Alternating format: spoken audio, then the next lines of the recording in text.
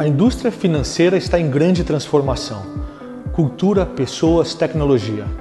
A nuvem habilita as empresas a entenderem melhor seus clientes, a criarem produtos e serviços mais aderentes às necessidades, numa velocidade maior, entregando melhor experiência. Essa obsessão pelo cliente passa a ser o fator determinante para o sucesso. A AWS é grande parceira do segmento financeiro e apoia o CIAB 2021. We started with computers. We didn't stop at computers. We didn't stop at storage or cloud. We kept going, working with our customers to enable a kind of technology that can guide an astronaut back to safety and help make a hospital come to you instead of you going to it. So when it comes to your business, you know we'll stop at nothing.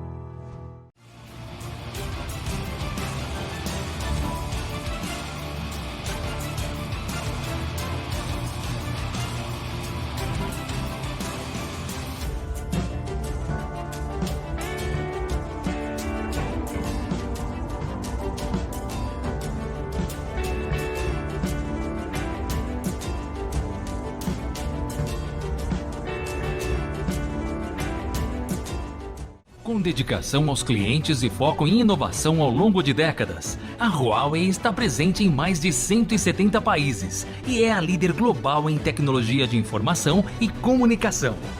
No Brasil há mais de 20 anos, a Huawei contribuiu para a transformação digital do país, sendo pioneira no fornecimento de banda larga fixa e móvel, incluindo as tecnologias 3G, 4G e 4.5G. Huawei. No Brasil e para o Brasil.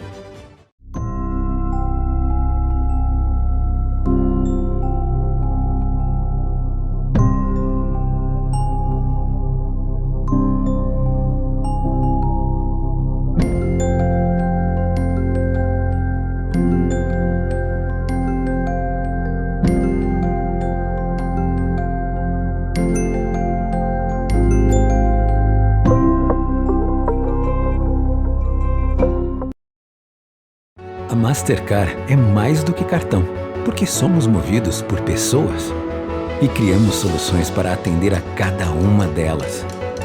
Como produtos que as identificam pela forma como digitam, transferências que acontecem num piscar de olhos e tecnologias que protegem empresas e clientes. Mastercard. Comece com as pessoas. Comece o que não tem preço. The financial services industry is one of the most data-intensive sectors in the global market. Financial institutions have access to vast amounts of data, yet less than 0.5% is used to power business insights. Welcome to Microsoft Cloud for Financial Services.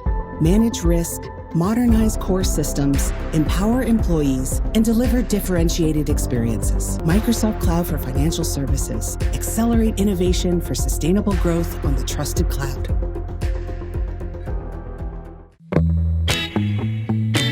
Want customers and clients to bank on your business for life? Pega Software helps financial leaders engage with empathy for greater loyalty and a more profitable bottom line. The Pega Customer Decision Hub proactively delivers personalized experiences, delivers next best actions at the exact right time, and constantly adapts to keep up with each customer's needs. Start crushing business complexity with Pega. No mundo conectado, as transações financeiras são realizadas na velocidade digital, não em horas ou minutos, mas em segundos. E o Pix chegou para tornar tudo ainda mais ágil. Milhões de transações acontecendo simultaneamente. A transmissão de dados em uma plataforma de nuvem moderna pode garantir que você tenha velocidade, escala e resiliência. Uma experiência de banco digital fácil e transformadora para os clientes. É por isso que nosso código é aberto.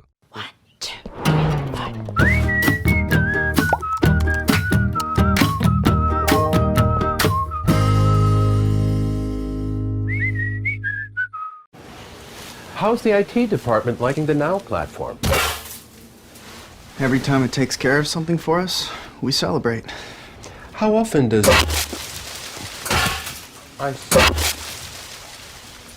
Got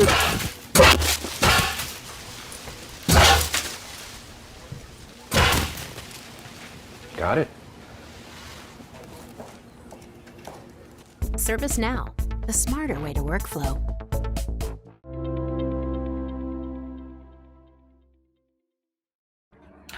Why Brazil?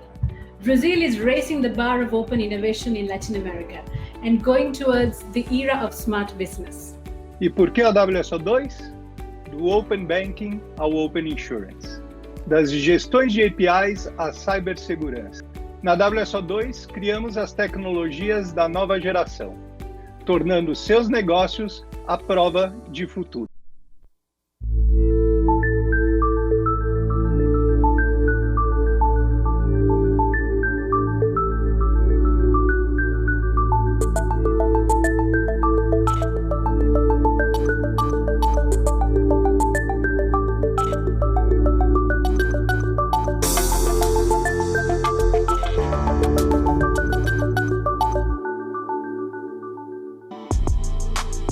Boa tarde a todos vocês que estão conectados e conectadas no nosso SEAB Febraban 2021.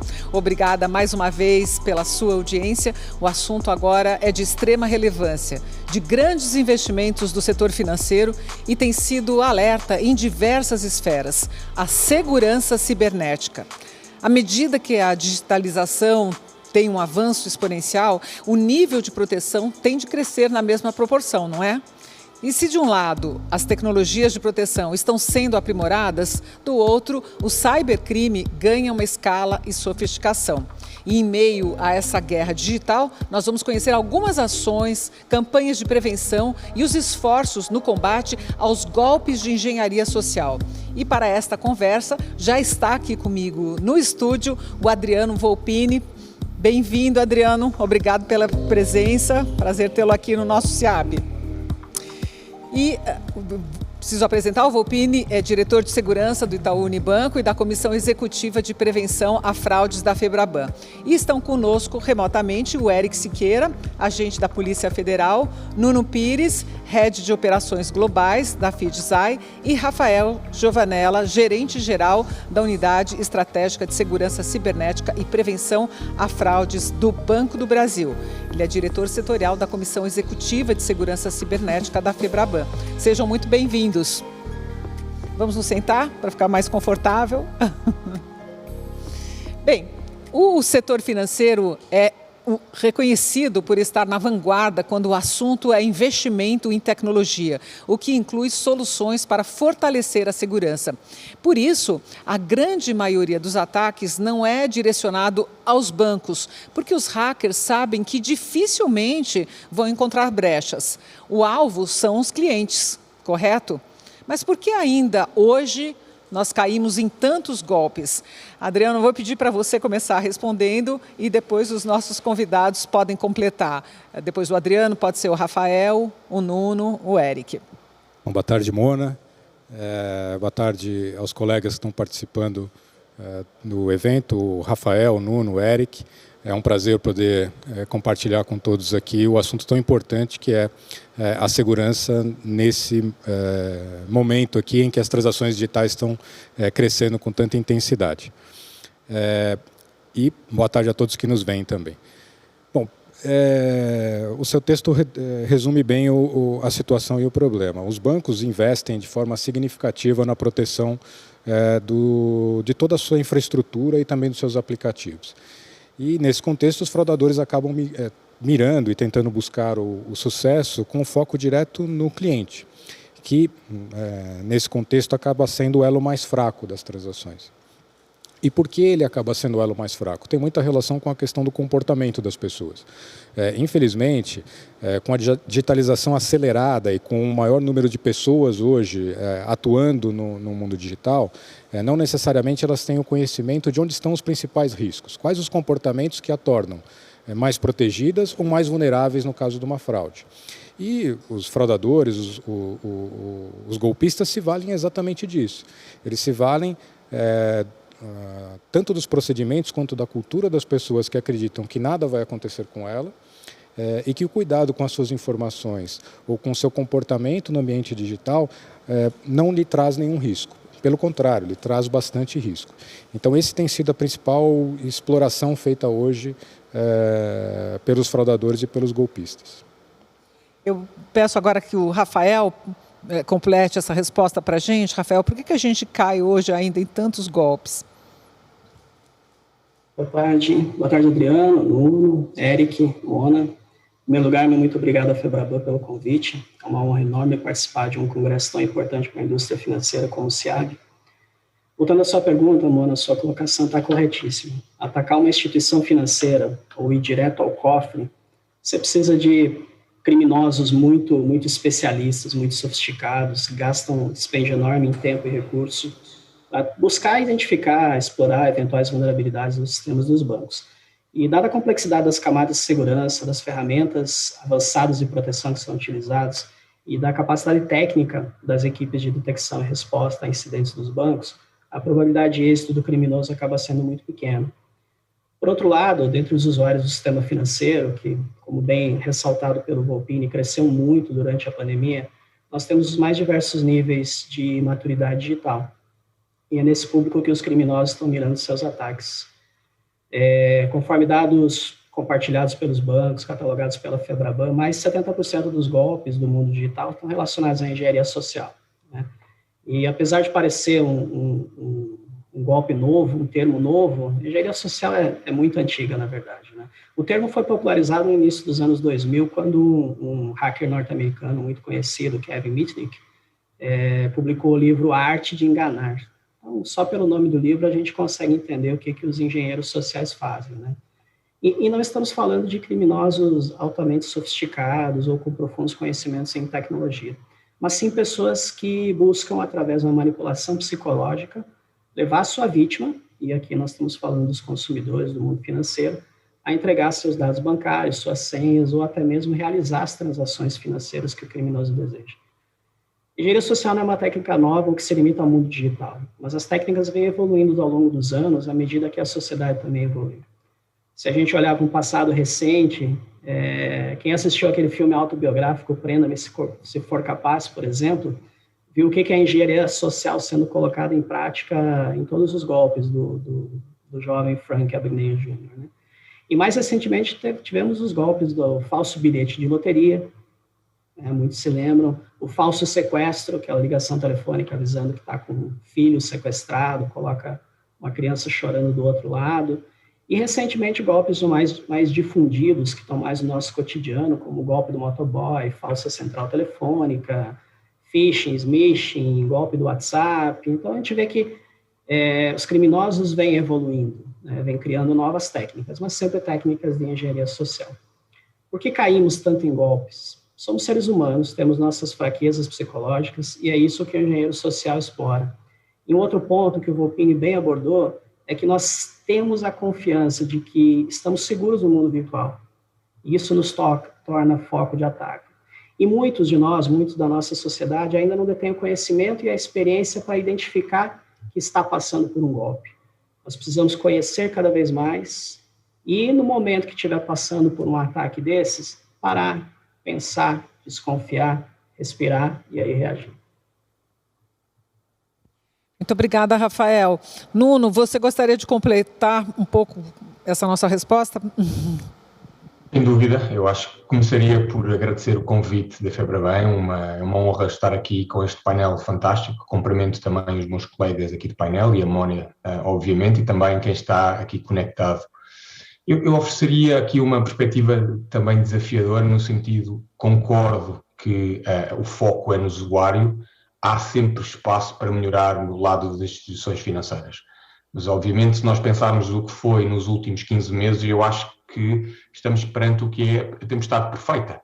Há o desenvolvimento de novas técnicas por parte dos fraudadores e se olharmos o que a pandemia ofereceu do ponto de vista do que é o comportamento digital, há um incremento inacreditável do que é a adoção destes canais. Só para terem uma ideia, no último quarter do ano passado, comparativamente com os primeiros 3 quarters, houve um aumento de 650% de novas contas digitais abertas no Brasil. Isto é inacreditável.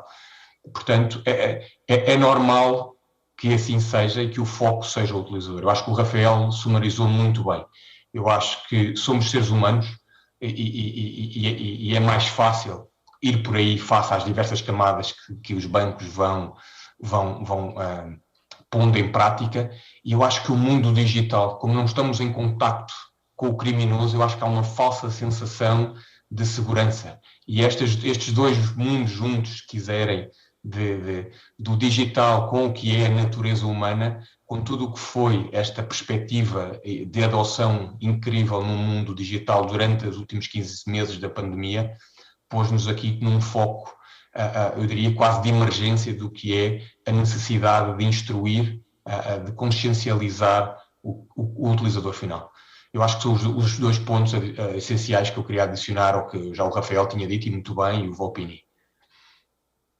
Obrigada, Nuno. Eric, agora é a sua vez. Por que caímos ainda em golpes? A gente debate, a gente faz campanha, a gente explica, mas a gente cai. O que a gente faz de errado? Oi, Mona, obrigado. Primeiro eu quero agradecer a Deus por essa oportunidade, agradeço a Febraban aí pelo convite, a Polícia Federal por mais uma vez aí conceder essa oportunidade aqui para participar de um evento como esse. Agora, voltando à pergunta aí, né, por que a gente cai em tantos golpes, né? São vários fatores, vou tentar fazer um fechamento aí, pegar um pouco aí do que o Volpini falou, do que o Rafael, do que o Nuno falou, porque a gente vê uma quantidade de fatores que são essenciais, né? E quando a gente vê pelo lado do criminoso, o criminoso é oportunista. Então, ele quer, obviamente, ele vai tentar explorar o lado mais fácil.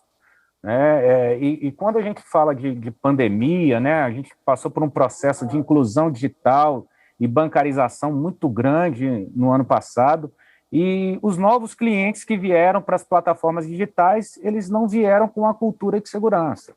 E essa é onde a gente precisa trabalhar muito, essa cultura de segurança digital, né, que falta ainda muito ao cidadão brasileiro. Então, o crime se organizou, o crime é organizado, e passa a investir em tecnologias também para tentar explorar a fragilidade do usuário. Então, a gente vê isso muito acontecer, né? As instituições financeiras aqui no Brasil, elas têm um investimento muito alto em tecnologia. A gente compara com outros países, muitas vezes a gente vê, olha, quando eu tenho oportunidade de ter contato com pessoas de outros países, eu procuro saber como é que é o acesso ao seu banco, no internet banking e tudo mais, e eu vejo que o Brasil está muito avançado nisso. E tem a questão que o Nuno falou, bem interessante, que é a sensação de segurança, né? Porque quando a gente está no ambiente digital, normalmente a gente está protegido dentro da nossa casa, né? E a gente passou de uma plataforma, a gente estava atrás do computador, seguro, e hoje a sensação de segurança maior ainda é você acessar com o celular na sua mão. Então isso ainda dá uma sensação de segurança muito maior, e o usuário acaba se auto-enganando, né? Sendo que esse ambiente digital ele pode expor aí, ter vários riscos aí, né? É por isso que a gente ainda tem muitos golpes, né? Me permite, Mona, Sim, por favor. Tem uma colocação do Rafael que é muito importante, que assim, os golpes e a engenharia social, ela se vale muito da ocasião. Então, a pandemia foi um momento em que a ocasião surgiu de forma muito simples, né? As pessoas estavam mais suscetíveis a um contato, desejavam uma acolhida. Então, quando alguém entra em contato, lhe pede algo, lhe oferece algo, existe uma predisposição maior das pessoas nesse momento, inclusive em aceitar, seja uma ajuda ou uma oferta. Mas uma frase que nós vamos com frequência aqui é assim: a oportunidade do golpe, ela sempre nasce de um esperto tentando ganhar de alguém mais esperto. O Eric já nos contou isso algumas vezes e a gente tem total visão disso, né? A pessoa acha que está fazendo um negócio brilhante da China, ou que só ela teve aquela oportunidade, ou só ela é especialíssima, portanto, ela recebeu aquele benefício.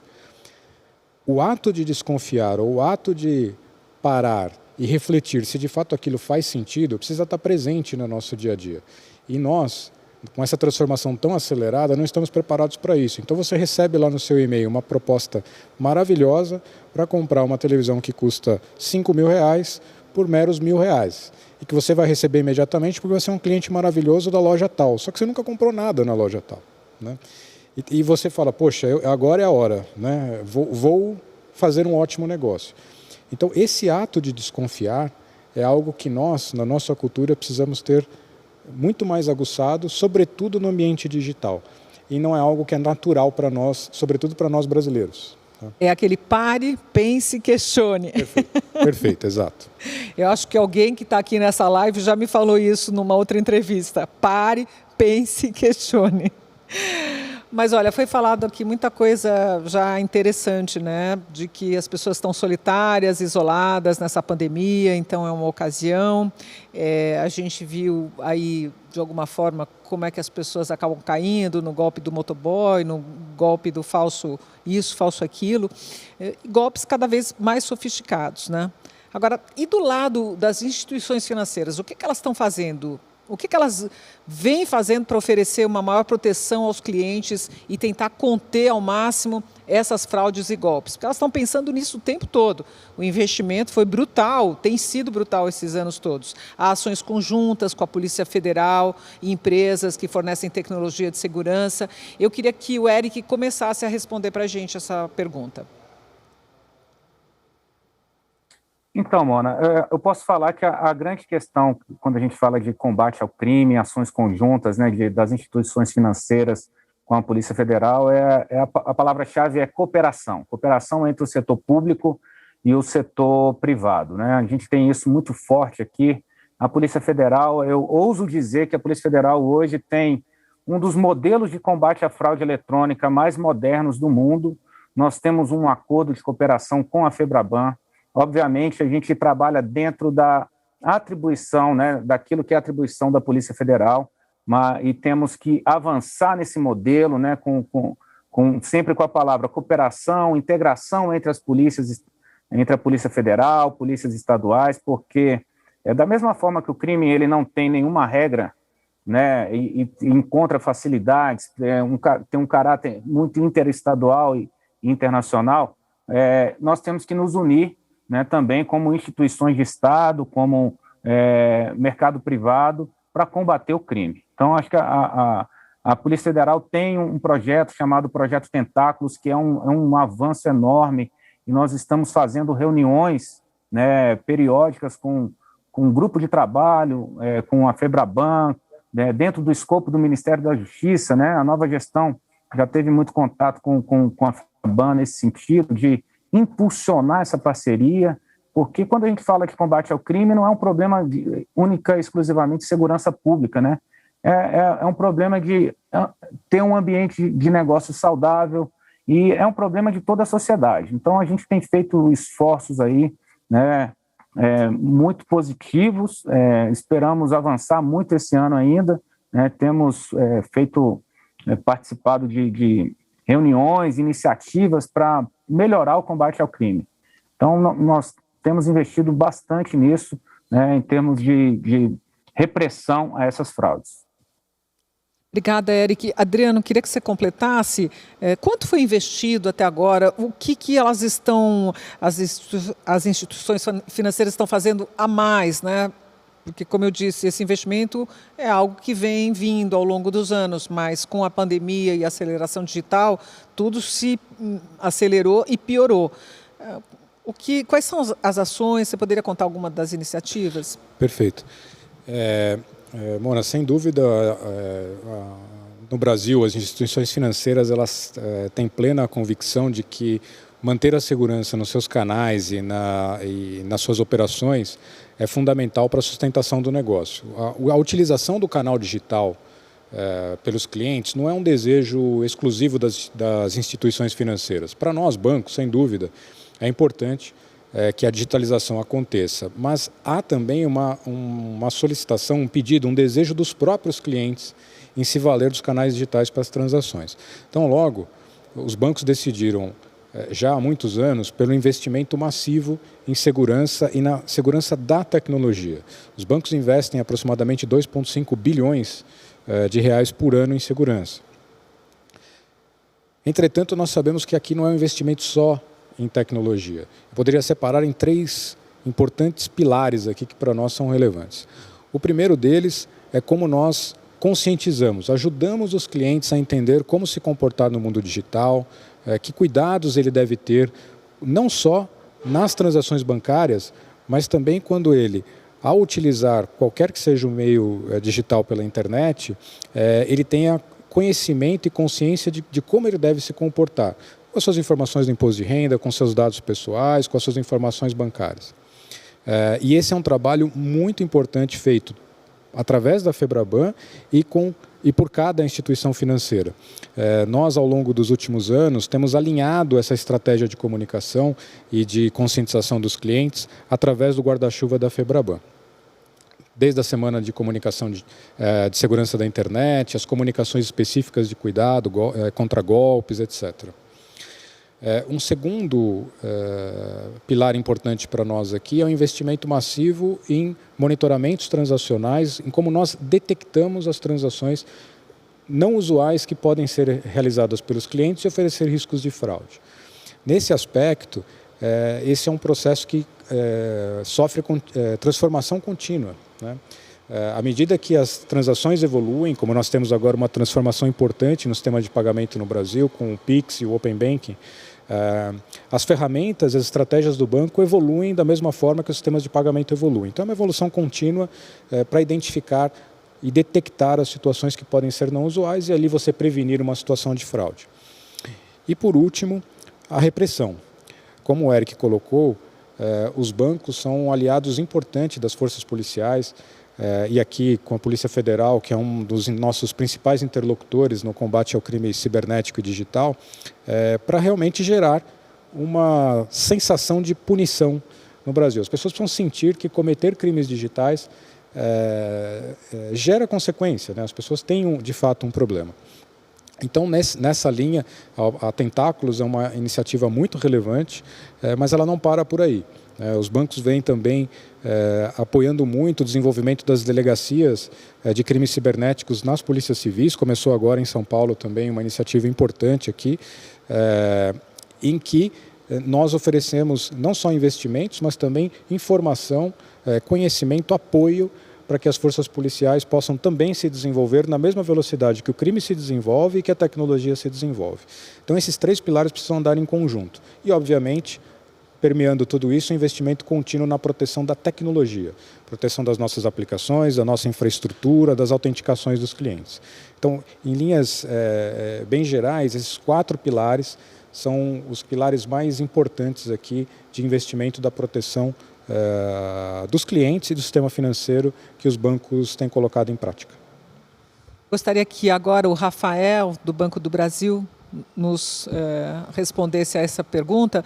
Falou-se aqui no início também dos novos entrantes, né, de pessoas que não estavam incluídas digitalmente, né? Eu imagino que toda a campanha e toda a educação digital é insuficiente para alertar os golpes, mas de qualquer forma temos aí mais meia hora pelo menos de debate. Vamos falar da lei ainda, do PL, mas queria te ouvir agora, Rafael.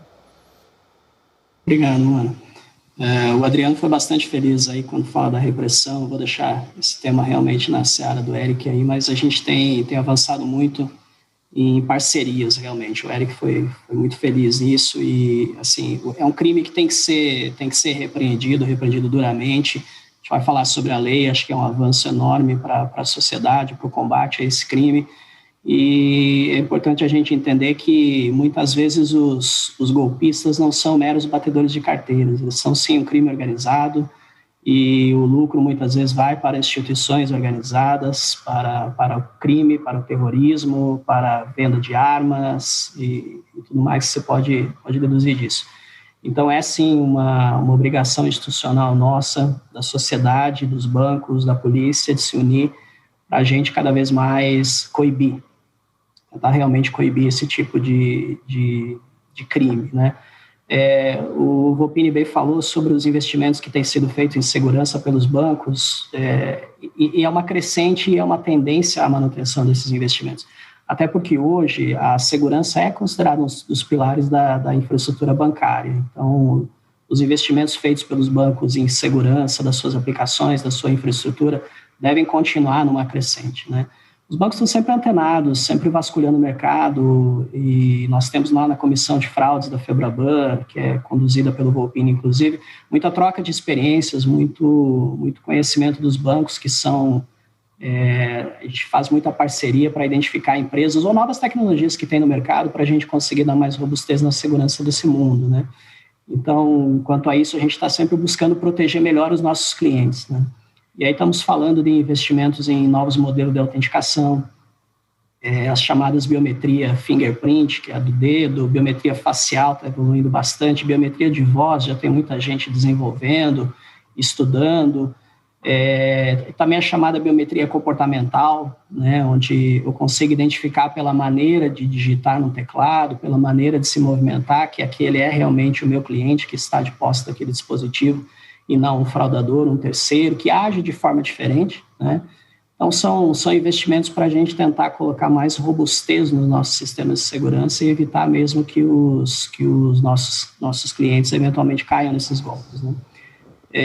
O Volpini bem citou sobre o investimento que é feito no monitoramento de transações para identificar comportamentos atípicos, e aí a gente barrar uma fraude um golpe que já aconteceu, o cliente já se entregou, né, já entregou o credencial para o fraudador, mas a gente tentar barrar o golpe para ele não ser maior, então tem todo o monitoramento de transações.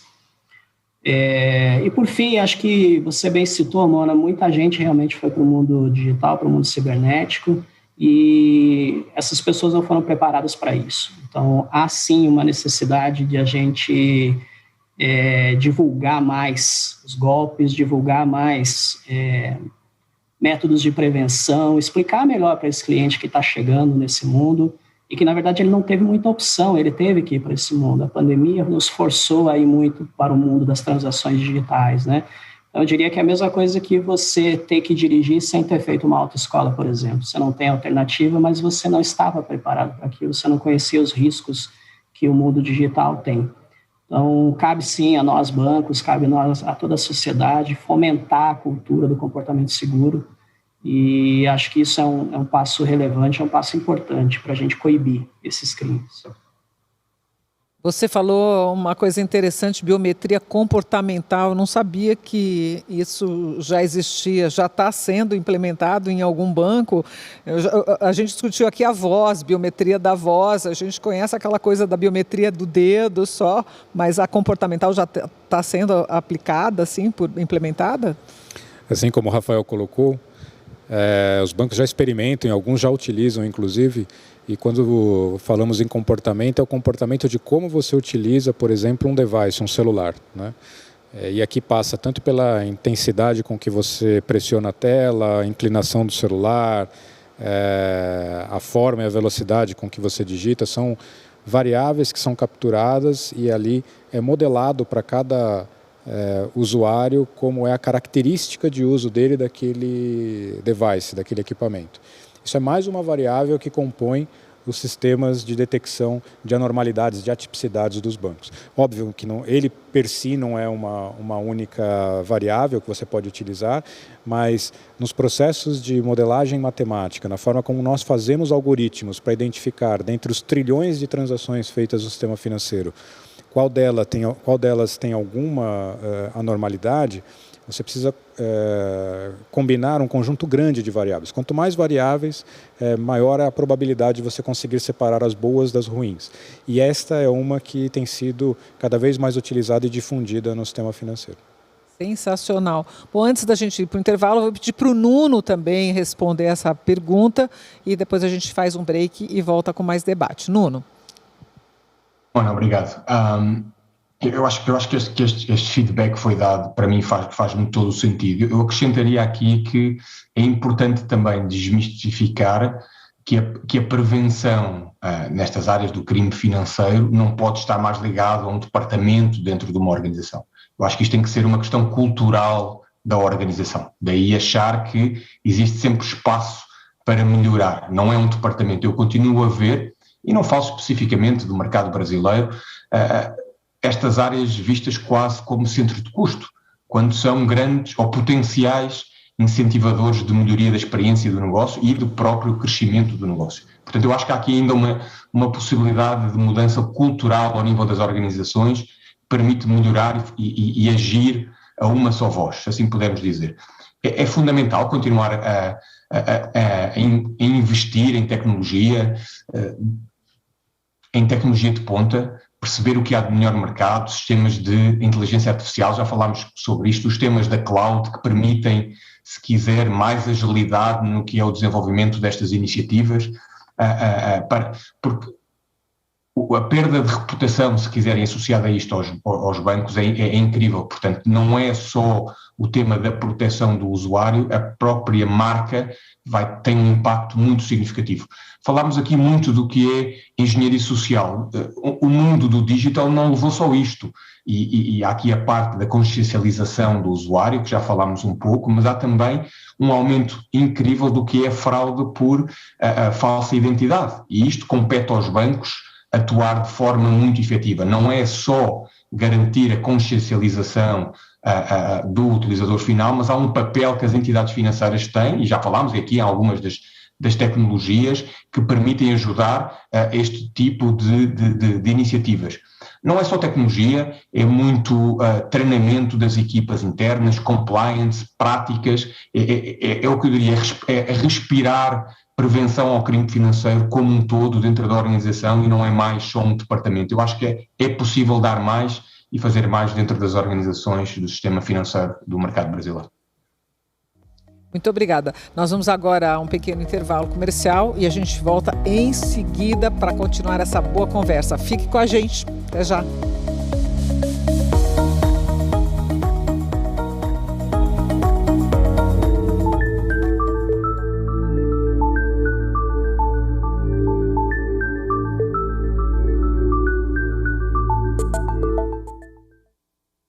O que tem mais valor para você? Otimizar seu tempo? Reduzir custos? Garantir mais segurança? Estar atualizado com a evolução do mercado?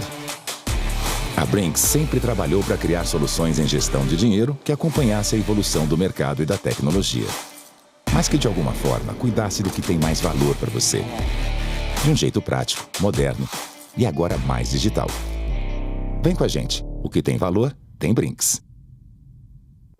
Welcome to the future. Good news. It has everything you ever dreamed. And the banking here is just as advanced as everything else. The future is looking great. Don't you wish you were here? The good news is all this banking technology is available right here, right now. We may be waiting for jetpacks and flying cars, but together we can build the bank of the future today.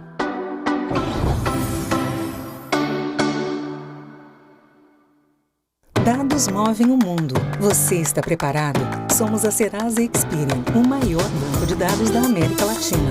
Com expertise global, transformamos dados em informação que ajuda consumidores a prosperar e empresas a tomar as melhores decisões em marketing, crédito, cobrança, autenticação e prevenção à fraude. Nosso propósito? Explorar o poder dos dados para construir uma sociedade mais justa e um futuro melhor para todos. Serasa Experian. Dados para gerar resultados.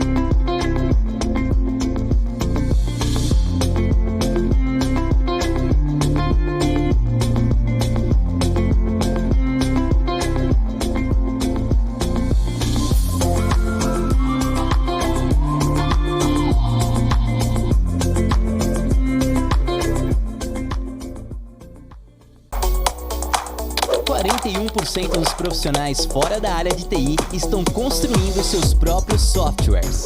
Junte-se à No Code Revolution. Com um design intuitivo e workflows inteiramente customizáveis, com o Pipefy você pode criar suas próprias soluções em minutos. Tá esperando o quê? Você sempre tem uma escolha. Escolha se juntar à No Code Revolution. Teste o Pipefy agora. The world around us is experiencing rapid changes, and the finance industry is no exception. From real-time processing to innovative automation, InterSystems gives you the power to make faster and smarter decisions. Our data platform allows you to make sense of your vast and valuable data, so you can work intelligently and stay agile, all while protecting your organization and your customer. Because with InterSystems on your side, you can face even the most volatile market with confidence. InterSystems.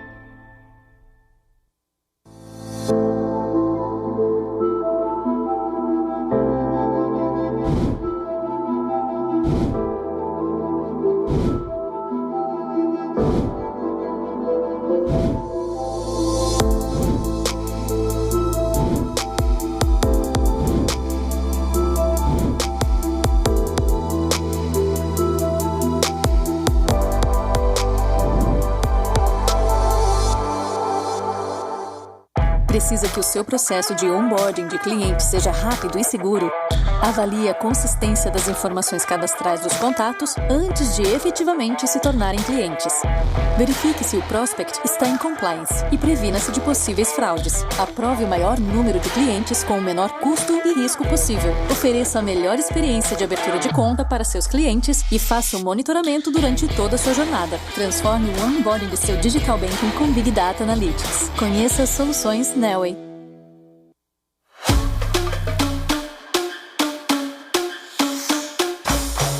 Nós somos um parceiro estratégico de tecnologia especializado na indústria financeira. Nós atuamos na concepção, estratégia, design e implementação e evolução de novos produtos e serviços. Somos mais de 1.000 pessoas com mindset inovador e atuação ágil de ponta a ponta. Descubra como nós ajudamos empresas a alcançarem o seu melhor.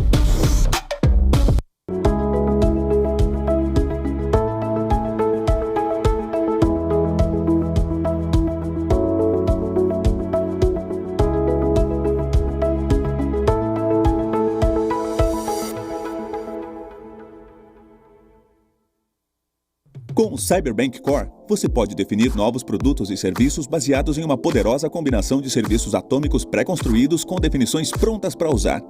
E para os bancos que querem criar um ecossistema digital e construir uma experiência excepcional para seus clientes, oferecemos o Cyberbank Digital. O Framework CX ajuda você a construir uma experiência responsiva em aplicativos móveis e entregar um banco conversacional. Você está pronto para se diferenciar com o Cyberbank?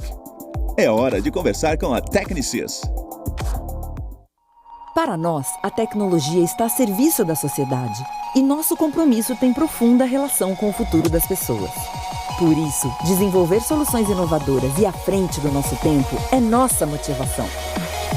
Nosso compromisso é com o seu futuro. Tiviti, seu futuro, nosso desafio.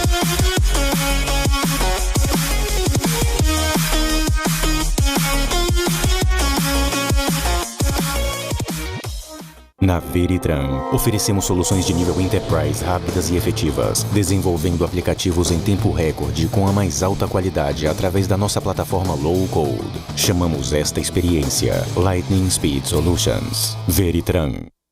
Minha mãe fala que o trabalho dela tá muito diferente agora. Mas eu nem acho que tá tão diferente assim. Antes ela fazia a reunião com um montão de gente. E agora ela continua fazendo. Continua tendo uma mesa com tudo novinho e vendo de perto o trabalho de todo mundo. Só uma coisa que mudou mesmo. Hoje é ela que visita o meu escritório. Vivo Empresas, soluções personalizadas de home office para sua empresa.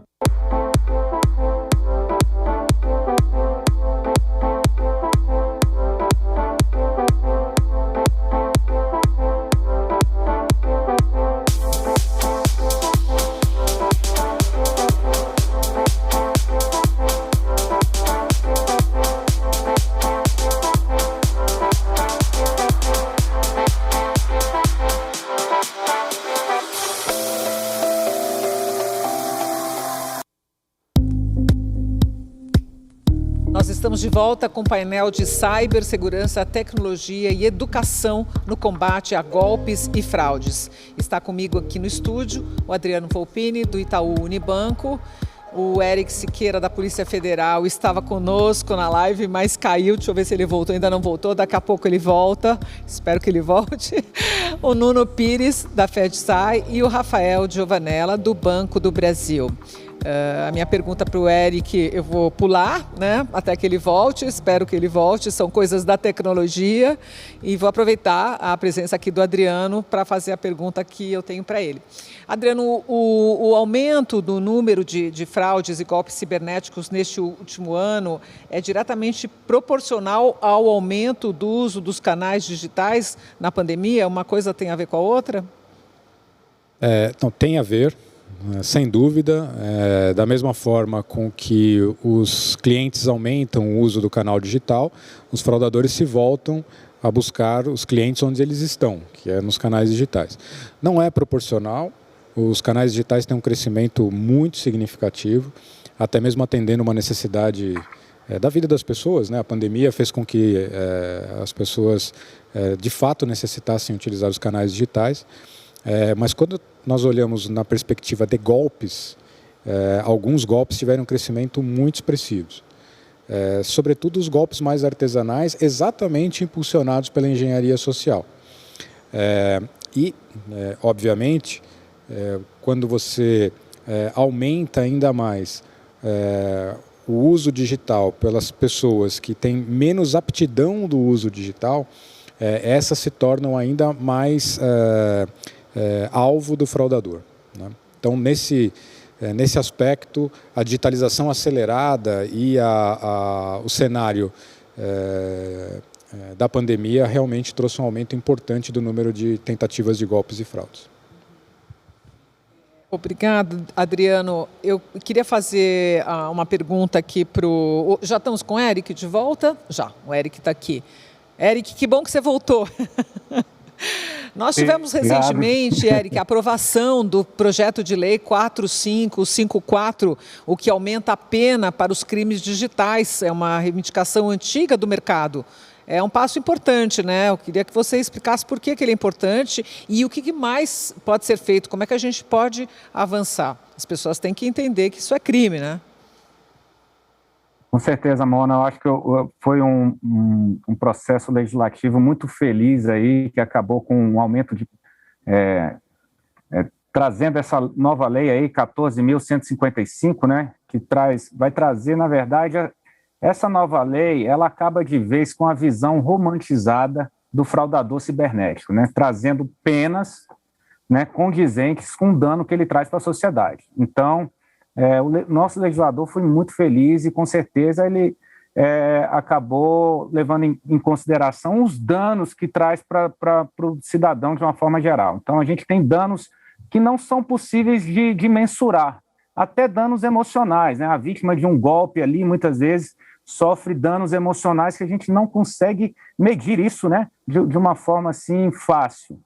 Muitas vezes o cidadão tem até vergonha de procurar as próprias instituições policiais para comunicar que foi vítima de uma fraude, de um golpe cibernético. Então, essa lei ela vem trazer uma realidade, né? A realidade é que a gente teve uma explosão de crimes cibernéticos, uma explosão de golpes. Então, nosso legislador, numa resposta muito rápida, muito célere, ele trouxe um aumento de penas para essas condutas aí de invasão de dispositivo cibernético, né, estelionato utilizando meios eletrônicos e dispositivos eletrônicos, o furto mediante fraude,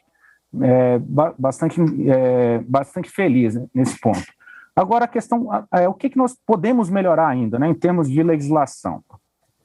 Quando alguém é vítima de uma fraude, ela espera uma ação rápida por parte da polícia. E muitas vezes, hoje, a gente tem um processo um tanto quanto burocrático no seguinte sentido. A polícia hoje, apenas na esfera policial, não tem autorização para solicitar um log de IP de uma investigação cibernética. Muitas vezes esse processo ele precisa de uma ordem judicial. Então aí a gente entra na esfera judicialização da investigação, e quando a gente traz essa esfera logo no início de uma investigação, a resposta da polícia acaba sendo bastante demorada. Então, eu creio que é um ponto que a gente precisa melhorar, né, dar mais condições da polícia poder ter acesso às informações na esfera policial investigativa, né, sem precisar de movimentar todo o aparato do Estado, né, Ministério Público, Justiça, para se conseguir uma informação que ela é essencial para uma investigação ocorrer da forma mais rápida, como o cidadão que foi vítima espera da parte policial. Eu acho que basicamente esse é um dos pontos, eu acho que seriam bastante interessantes e que a gente tem que conversar muito e fazer um processo de convencimento aí. Mona, você me permite acrescentar? Tem 2 aspectos aqui que eu enxergo que nós vamos ter que avançar bastante no Brasil. O primeiro é a clareza para as pessoas que emprestar a conta no sistema financeiro para receber recursos de fraude também é crime. Hoje as pessoas têm uma sensação de que emprestar a conta pessoal que ela tem, para receber recursos de fraude e repassar para uma outra pessoa, ainda que ela afirme que não saiba qual é a origem, também é crime. E você está falando dos famosos laranjas? Famosos laranjas, né? Então, como o Nuno colocou, temos que ter sempre a preocupação com as aberturas de conta fraudulentas, etc. O sistema financeiro é bastante desenvolvido em relação a isso aqui no Brasil, porque esse era uma prática de fraude muito comum no passado. Os fraudadores migraram para começar a pedir para que as pessoas emprestem a sua conta para receber o produto da fraude. Então a nova lei nos ajuda bastante também a trazer essa responsabilidade para quem empresta a conta. E o brasileiro precisa ter essa consciência, né? Com certeza as forças policiais vão agir nessa linha, e o que é muito saudável para o sistema financeiro brasileiro. O segundo aspecto que eu queria dizer também é que no mundo inteiro há um recrudescimento das leis voltadas ao combate ao crime cibernético do ransomware, por exemplo. São aquelas invasões em que as empresas têm o seu ambiente tecnológico invadido e todo criptografado, e aí se pede, vazam-se os dados, pede-se dinheiro para resgate dessas informações e para reabilitar a empresa para o seu funcionamento. Os Estados Unidos estão começando a considerar isso tão grave quanto um atentado, né? Então o Brasil ainda tem um caminho a percorrer a trazer uma legislação que de fato leve a real consequência, o tamanho da consequência adequado para interrupções importantes na vida das pessoas, como por exemplo quando se faz um ataque cibernético ou fraudulento contra um tribunal de justiça, ou contra um hospital, ou contra um banco. Então, acho que temos um caminho importante ainda a perseguir. A Febraban tem muito foco nisso e acredito que temos um espaço importante ainda. Rafael, como garantir a correta identificação do cliente no mundo virtual, considerando o volume de vazamentos de informações reportados recentemente? Quanto esse trabalho em conjunto dos bancos, da comissão que você faz parte, pode acelerar e reagir? Olha, Mona, a correta identificação do cliente no mundo virtual é um grande desafio, sim, para a indústria bancária, mas não é um desafio recente. Tá? É óbvio que os casos de vazamento amplamente noticiados pela mídia contribuíram para uma intensificação dos ataques de engenharia social, principalmente, porque o criminoso tem mais informações hoje para tentar provar para a vítima que ele a conhece, que ele sabe tanta coisa sobre ela que ele só pode ser um funcionário do banco, por exemplo, né? Mesmo antes dos chamados mega vazamentos, muitos dados já estavam à disposição dos criminosos. Assim, é impressionante o quanto a gente consegue saber de alguém apenas pesquisando em redes sociais ou dados públicos na internet. Por isso, o trabalho de evoluir modelos de autenticação dos clientes pelos bancos já vem sendo empreendido há muito tempo. Nós temos estabelecido parcerias com grandes birôs de identidades visuais, por exemplo, onde a gente pode realizar uma checagem dos documentos e da selfie dos usuários nos nossos processos de onboarding. Essas bases são alimentadas em muito pelos próprios bancos, então a gente começa a construir uma base compartilhada que retroalimenta todo o sistema financeiro. Temos trocas de informações com bancos de fraudadores, por exemplo, para evitar que alguém se passe por um cidadão normal e consiga abrir uma conta no banco, que depois é usada para desvios e tudo mais. Então, assim, Por fim, acho que não menos importante que essas iniciativas, um ponto que o Nuno bem colocou aqui, é usar os dados a nosso favor. A inteligência artificial, os modelos analíticos, já são realidade em praticamente todos os bancos, tá? Seja na construção de sistemas de monitoramento e autorização em tempo real de transações, seja na construção de modelos de identificação do perfil comportamental dos usuários. Enfim, são investimentos relevantes e necessários que a indústria financeira vem empreendendo com o objetivo de garantir e prover sempre a melhor segurança aos nossos clientes. Tá certo, Rafael, obrigada. Eu gostaria que o Nuno agora comentasse como é que nós podemos fomentar e desenvolver uma cultura de comportamento seguro para os usuários dos canais digitais, Nuno. Já falámos um pouco sobre isto e sobre a utilização de tecnologias como machine learning ou aprendizado de máquina em bom português, que na realidade significa a capacidade de as máquinas entenderem a partir dos dados, se quiser mais mais transacionais, entender esses comportamentos e tomar decisões de forma automática. Se por um lado, como o Rafael disse muito bem, eu diria que é uma tecnologia já muito usada nos serviços financeiros de forma geral, especificamente no Brasil. Por outro lado, os fraudadores também usam. É importante dizer isto, as boas tecnologias estão disponíveis dos dois lados, daí ser sempre importante referir isso. Se olharmos do lado do consumidor, expostos a tecnologias ou serviços como Netflix ou Amazon, tem uma experiência focada no utilizador, não é? Ainda na semana passada terminei um show, queria experimentar outro e tive uma sugestão por parte do Netflix que fazia muito sentido para mim, para o meu perfil e para os meus gostos específicos. Eu acho que machine learning, como dizia, é altamente utilizada. Eu acho que a oportunidade é utilizar isto não tanto com o foco de entender o padrão de fraude, porque na minha opinião acaba por ser uma guerra à partida difícil, porque tem que acontecer a fraude antes de nós podermos padronizar e tomar as medidas, mas diria, já falámos um pouco sobre isto, tentar utilizar este tipo de tecnologias de inteligência artificial no foco, no comportamento do que é o utilizador, dos milhares e milhões de utilizadores que cada uma destas organizações tem. Se eu souber o que é a habitualidade para toda a base instalada, seja no mundo mais digital, seja até no mundo mais transicional do físico, do cartão, eu consigo saber quando há essas diferenças de comportamento. Então eu diria que é um nível adicional na utilização deste tipo de ferramentas, não focar só no que é a fraude ou o comportamento do fraudador, que se olharmos é uma porcentagem felizmente muito reduzida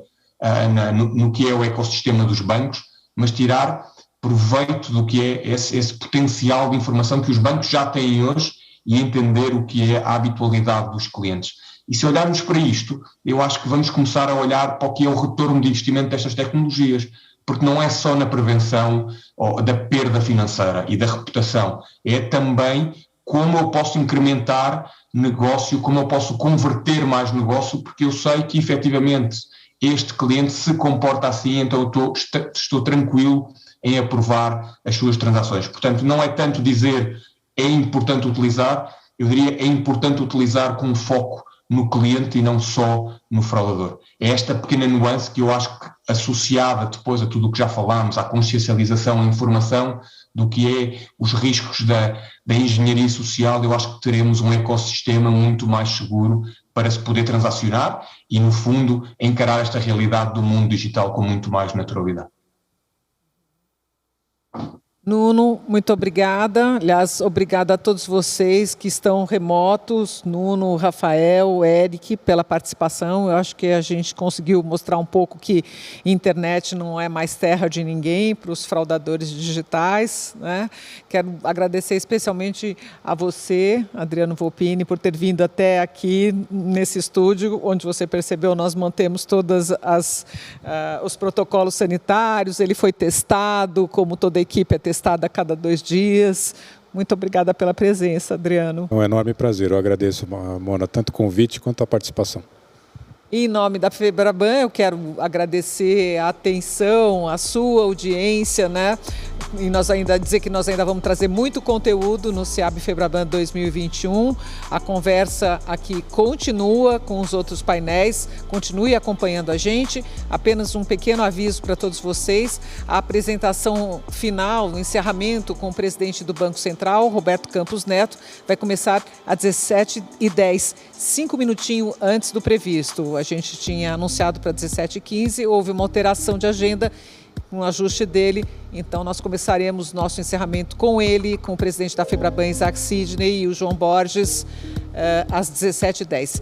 Fique com a gente, continue acompanhando o nosso conteúdo, assista aos vídeos que você perdeu na numis.com.br e até já, até a próxima discussão.